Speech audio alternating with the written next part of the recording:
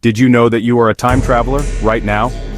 As you read this, you are hurtling into the future at a rate of 1 second per second. But what if I told you that this rate isn't fixed? What if you could slow your personal clock down just a little, and arrive in the future slightly ahead of everyone else? This isn't science fiction. It's a reality for every astronaut who has ever left the Earth.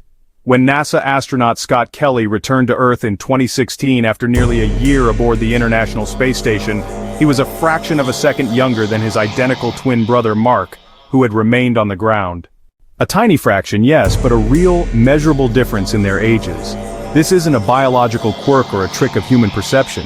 It's a fundamental property of the universe itself. This bizarre and mind-bending phenomenon is called time dilation, and it's one of the most profound predictions of Albert Einstein's theories of relativity. It tells us that time is not the constant, universal metronome we once thought it was. It's flexible, it's relative, and it depends on how fast you are moving. So, what does this mean for you and me? It means that the faster you move through space, the slower you move through time. Every time you drive your car, fly in a plane, or even just go for a run, you are technically aging ever so slightly slower than someone standing still.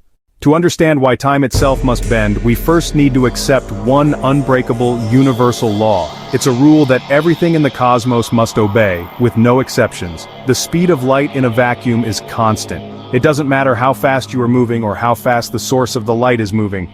If you measure the speed of a beam of light, you will always get the same number, approximately 299,792 kilometers per second.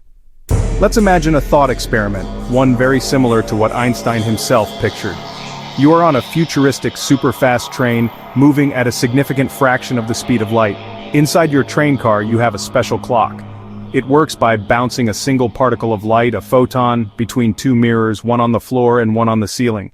Every time the photon hits the top mirror, the clock ticks once. From your perspective on the moving train, the light simply travels straight up and straight down. A simple, predictable path. The distance is short, and the ticks are regular. But now, let's imagine your friend is standing outside, watching your train zoom past. What do they see? From their stationary viewpoint, your light clock is moving horizontally at a tremendous speed. They don't see the light particle traveling straight up and down. Instead, they see it travel in a diagonal path. This might all sound like theoretical physics, confined to chalkboards and thought experiments, but we have direct, irrefutable proof of time dilation happening right now, orbiting about 250 miles above our heads. The International Space Station, or ISS, is a laboratory for science, but it's also a laboratory for relativity. It hurtles around the Earth at a blistering speed of about 7.66 kilometers per second, or roughly 17,100 miles per hour. While this is still a long way from the speed of light, it is fast enough to produce a measurable time dilation effect that must be accounted for. The astronauts aboard the ISS are aging more slowly than we are on the ground. Let's break down the numbers. Over the course of a typical 6-month mission, an astronaut on the station will age approximately 0.005 seconds less than the people they left behind on Earth. This effect was famously highlighted by the NASA twin study. While astronaut Scott Kelly spent 340 days in orbit, his identical twin brother Mark Kelly, a retired astronaut, remained on Earth. This provided a unique opportunity for scientists to study the long-term effects of spaceflight on the human body. While most of the focus was on genetics and biology, one of the baseline facts of the mission was the time difference. Upon his return, Scott was about 1/100th of a second younger than Mark, purely because of the effects of special and general relativity. But an object's speed isn't the only thing that can bend time. Einstein's revolutionary insights didn't stop with his theory of special relativity, which deals with velocity. He later developed his theory of general relativity, which revealed an even deeper and stranger connection. Gravity itself can warp the flow of time. According to general relativity, gravity is not a force in the traditional sense, but a curvature or a warp in the fabric of space-time caused by mass and energy. Massive objects like planets and stars create a gravity well, a dip in this fabric. The stronger the gravitational field, the deeper the gravity well, the slower time passes. Time literally runs slower closer to a massive object. You might think that all this talk of warped space-time and relative clocks is the exclusive domain of astrophysicists and astronauts. But honestly, you probably use Einstein's theories of relativity every single day, without even realizing it. If you have ever used GPS in your car, or on your phone, you've actually performed a real-time experiment that proves Einstein was right. Without accounting for both special and general relativity, the entire GPS network would fail catastrophically within minutes. The GPS system works by using a constellation of satellites orbiting the Earth. Each satellite carries a highly precise atomic clock. To determine your position, your GPS receiver listens for signals from several satellites. By measuring the exact time it takes for each signal to reach it, the receiver can triangulate your precise location on the planet. This whole system hinges on perfect, synchronized timing. If the clocks don't agree, the entire system falls apart. And here's the problem. The clocks on GPS satellites do not tick at the same rate as clocks on Earth. They are subject to the dual effects of relativity. First, they are moving at about 14,000 kilometers per hour. Due to special relativity, this causes their clocks to run slower by about 7 microseconds every day. The fact that time is relative leads to one of the most famous and mind-bending thought experiments in all of physics, the twin paradox. It's really the ultimate illustration of how time dilation could theoretically lead to a one-way trip to the future. Imagine a pair of 20-year-old identical twins, let's call them Alice and Bob. Alice is an astronaut who embarks on a journey to a nearby star in a super-advanced spaceship that can travel at 99% of the speed of light. Bob stays behind on Earth. From Alice's perspective, the journey to the star and back takes her 10 years. She returns to Earth as a 30-year-old. But what does Bob see? Because Alice was traveling at such an extreme velocity, Bob observes her time slowing down dramatically. According to the mathematics of relativity, at 99% of light speed, time for Alice slows down by a factor of about 7. So, while Alice experienced 10 years of travel, Bob on Earth experienced roughly 70 years. When Alice, aged 30, steps out of her spaceship, she is greeted by her twin brother Bob, who is now a 90-year-old man.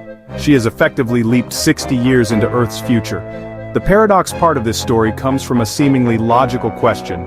From Alice's point of view, wasn't the Earth moving away from her at 99% the speed of light? Shouldn't she see Bob's time as slowing down? Why isn't Bob the younger one when she returns? The resolution lies in the fact that their situations are not symmetrical.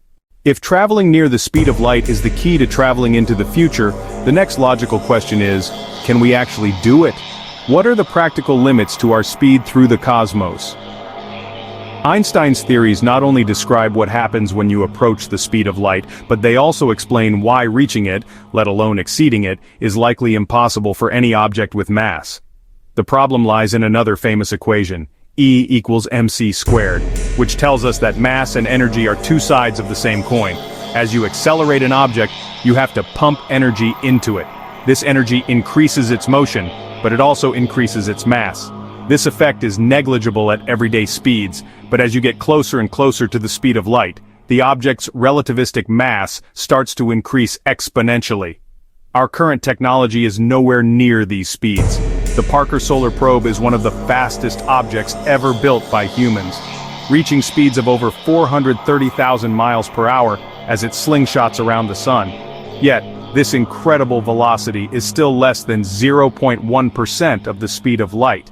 So, while a trip to the future is theoretically sound, the engineering challenges are beyond monumental. It would require a source of energy far beyond anything we can currently conceive of.